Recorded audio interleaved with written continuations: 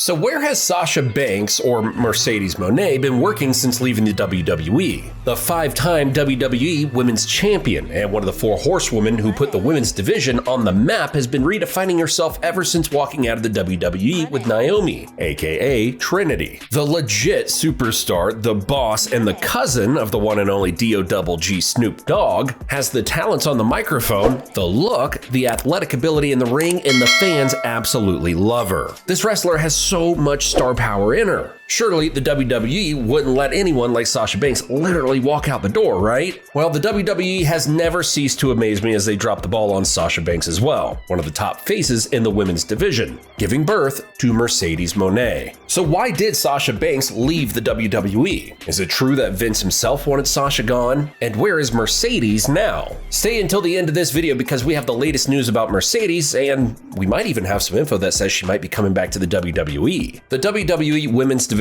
up until the early 2010s was a travesty. Don't get me wrong, there were some good female wrestlers in that era. I absolutely loved watching Michelle McCool, Kelly, and AJ Lee in the ring. And we could throw the Bella twins in on that mix as well. The problem was that they were given little opportunity to develop quality storylines and didn't have enough star power to generate a buzz in the women's division. They were really just seen as alternative entertainment and not really taken seriously. I mean, we had some crazy storylines back then that felt like they were just thrown together. But you have to give credit to Triple H and Shawn Michaels and the rest of the talent development team brewing in the NXT. They made sure the WWE's development brand produced the next generation of women wrestlers. Not divas, not pretty face valets, but high-flying entertainers in the ring. The transition from the divas era to the modern women's wrestling era was well thought out, and Sasha Banks was at the forefront leading the transition into the new era. Just look at the list of NXT's female champions since 2013. Paige, Charlotte, Bayley, Asuka, Ember Moon, Shayna Baszler, Kairi Sane, Rhea Ripley, and Io Sky. You see the similarities between these wrestlers? They're all superstars, and one of them is Sasha Banks. Sasha won her very first gold in the WWE at NXT TakeOver when she trampled on 3 other competitors, Bayley, Charlotte, and Becky Lynch, the 3 other Horsewomen.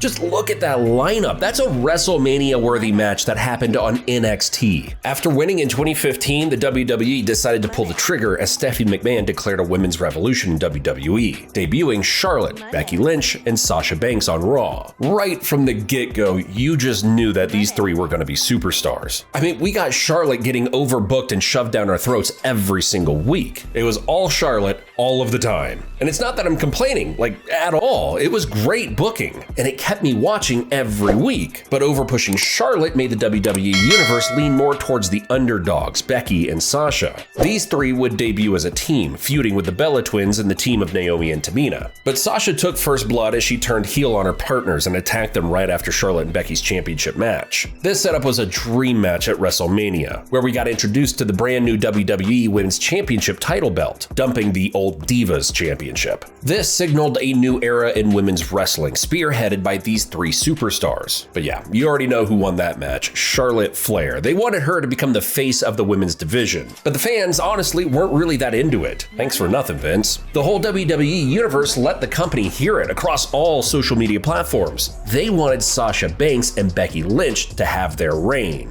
In 2016, however, the inevitable happened. After Sasha got drafted to Raw after the brand split, she defeated Charlotte to capture her very first WWE title on the main roster. Surely this would be a long reign, right? No, not at all. She dropped the title 27 days later at SummerSlam to, guess who?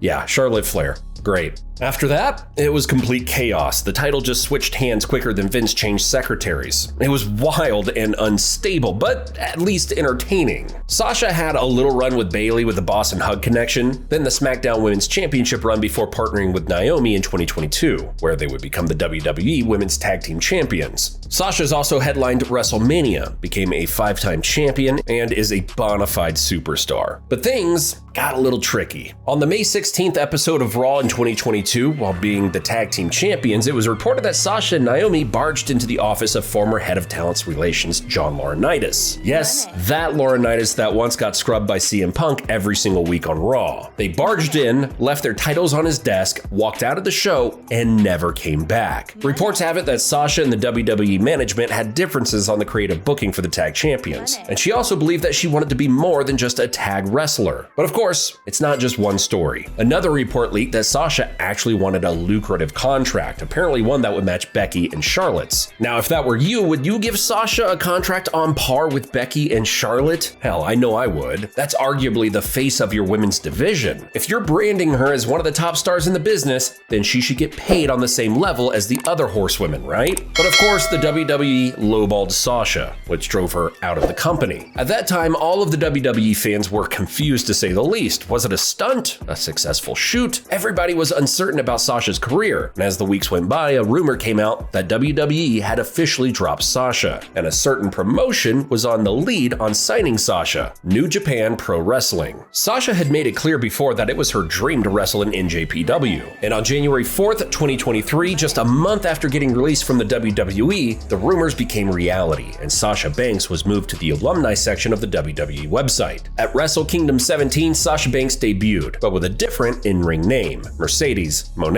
Her gear was awesome, and not to mention her hair. Everything was just so cool. And her first night at NJPW, she challenged the champion. And well, she might be a little familiar to you guys, Kairi Sane. On her first night on the job, she confronted and attacked the NJPW's champ. And well, if you're the boss, you can do whatever you like. It's the freedom that Mecedes Mone wanted. Mercedes also announced that she joined not just NJPW, but also its sister promotion, World Wonder Ring Stardom. The confrontation between Mercedes and Kairi led to a dream match in the Battle in the Valley pay-per-view on February 18th. And please take my advice on this. Watch this freaking match. It's an instant classic. Her first match in the NJPW arguably has been the best of her entire career. I am not exaggerating. Don't believe me? Think I'm wrong? That's cool. Tell me what you think in the comments section below and let me know which Sasha Banks match you think was better than this one. Mercedes and Kairi were both insane. It was rated 4.5 stars. Mercedes looked unbelievable in her post-WWE debut, with her winning the NJPW Women's Championship. Mercedes quickly became the darling of NJPW, with her new look just as charismatic. And let's be honest, it was better than her gear in WWE. Just 2 months after she captured the belt, her first title defense came on April 8th in the Sakura Genesis pay-per-view, in a triple threat match against AZM and Azuki. And just like before, go ahead, take my advice on this and watch this match. It's a flawless match. Just a classic NJPW style of wrestling with the fast-paced offense. Mercedes really showed a lot of her new character, which was loved not just by the fans of NJPW, but all over the world. And not to mention AZM and Azuki. They complemented Mercedes so well. The chemistry in the ring was undeniable. It was watching wrestling at the highest level possible. And well,